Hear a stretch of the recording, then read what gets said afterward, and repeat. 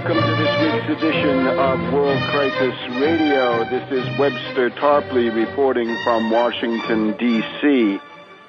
The primary series of developments this week, the unfolding of the world economic depression, the breakdown crisis, the disintegration of the Anglo-American banking, currency, and derivatives system rolls along. This primary reality, much denied by the hysterics of left and right, from the Wall Street Republicans, Wall Street Democrats, to the reactionary Republicans and their fanatic wing in the Tea Party. None of them want to know that we're in a depression. That's where we are.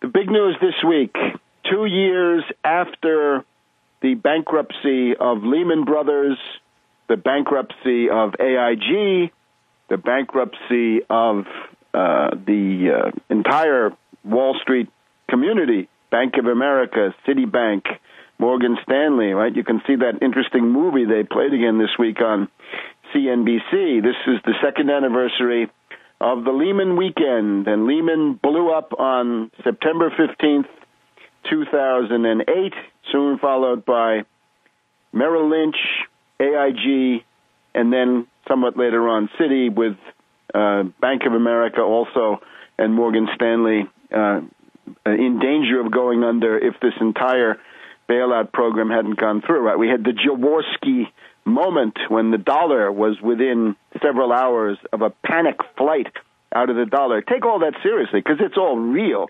None of that is invented. It's a real, honest-to-God economic depression. Now, 2 years into this, 1/7 of the United States lives in poverty. 44 million people, almost the size of a large Western European country, right? It's almost the size of France, Italy, or Great Britain. How about that? Up it's almost 15%, not quite as high as we thought it would be last week. Between 14 and 15% of the U.S. live in poverty, and we're now back to pre-LBJ levels, to levels that obtained in the 1960s before Lyndon B. Johnson declared the war on poverty. So we're back into a nation of severe, grinding poverty, as a result, of course, of the implementation of the Austrian program, deregulation, privatization, union busting, what is also called the Washington Consensus, the IMF shock therapy program when it's used abroad. Here it's called the Freedom Agenda of the Austrians and their ilk.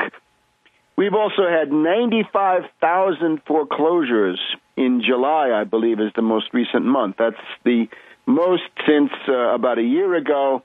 It's up 15% over the previous year, and it's up 2 or 3% over the previous month. Depression is here. And anybody with a brain knows that when you have a depression, you better have an economic recovery program, not a budget balancing program, not some piece of Austrian garbage and flim-flam or Chicago monetarist chicanery, but an honest-to-God New Deal economic recovery program. And we can actually do better this time around. We can build on the experience to make it work even quicker. We've also got 1/6 of the U.S. population lives in a home that receives some form of federal assistance in the form of entitlements. Now, this is Social Security and Medicare primarily. And the reactionaries this week are wailing that this is terrible because it's actually 44%. Sorry, got the figure wrong. 44% of the U.S. Lives in a household where some form of entitlement money comes in. The reactionaries say this is an insuperable obstacle. How can we destroy these people? How are we going to destroy these entitlements and channel the money into bigger and better Wall Street bailouts and foreign wars if people have a vested interest in this? Obviously, the answer is use the method of duping, use the extremely dangerous social demagogy of fascistoid and proto-fascist methods now taking over the Tea Party big time. We'll get to this in a minute. But right now we've got 44 million Americans in poverty, 1/7 of the population. It's going to get worse, and here's what we know. Today, the 17th of September, is a quad witch. It's a quadruple witching hour, as far as I can see. And gold has been hitting new highs this week. The most recent, 1283. A couple of days before, it was at 1270. This is because, to some degree, the Federal Reserve is going to have a meeting next week on the 21st of September where they're going to begin, perhaps, to reveal what they will do next. Since the depression is getting deeper and deeper, even they have to respond to this for all kinds of political reasons. Will they go for QE2? Will they go for quantitative easing Mark II, which will involve possibly a purchase of $1 trillion of bonds? And will it be Treasury bonds, or will it also be dubious mortgage-backed securities? That has something to do with the fact that gold is up. We've also had the yen. Big action this week in the yen. Self-defense by the Bank of Japan. Given the weakness of the dollar and also the weakness of the euro, the yen has been at a 15-year high compared to the dollar in the past 10 days to 2 weeks.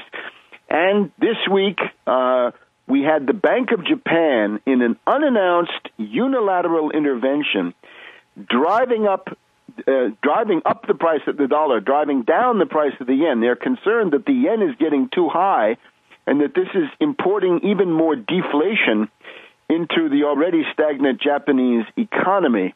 Now, these are not the methods that I would recommend. If you want to do something for Japan, gear up high technology exports, create a 0% credit facility, pick some countries in Africa, South Asia, Latin America, start your export machine, get back to full employment, get some optimism going, use those methods. Consider it a kind of a lend-lease program in peacetime, but you finance it through 0% credit issued by the central bank. You take your unemployed workers and your empty factories, put them together, and manufacture, raise the standard of living even further. But instead, of course, the Bank of Japan, largely in the prison house of the monetarist methods, they think the answer is to drive down the yen, which is some amelioration in the very short run. No real solution to be had in it.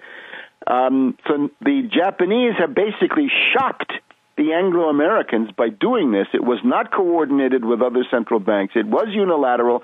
It was a surprise, and it takes on the form of a squeeze on the longs, the yen longs. The people who have been trying to make money by bidding the yen up have now been severely burned, and we have some stories here. Oh, the Wall Street Journal, these parasites are complaining. John Taylor, head of FX Concepts, says, we've lost a whole bunch. We have been making money on this. The old game that I was making money on is over. So we got out of a lot of our positions on Wednesday, Mr. Taylor said. I want to wait a few more days and see how many others are wimping out and going to neutral positions on the yen, which is what he's done. Future traders are definitely getting shaken out of their long yen positions, says a lady from Global Forex Trading. So, interesting. The speculators have taken it on the chin, and now, of course, they're going to go crying to Geithner and Summers and pick a fight now with Japan over this stuff. So anyway, they did intervene. For the first time in 6 years, the Japanese have tried to do something to manage their currency. Now, you put this together with China. Remember the attempt by Tiny Tim TurboTax Geithner to bully China earlier this year to make the renminbi, the Chinese people's dollar, the yuan, go up. It's failed. It hasn't gone up. Now here's another Asian giant lining up against the free market and in favor of a managed currency, because that's what you need in the depression. Free market is bunk, and it's junk, and it's losing support. Back in a minute.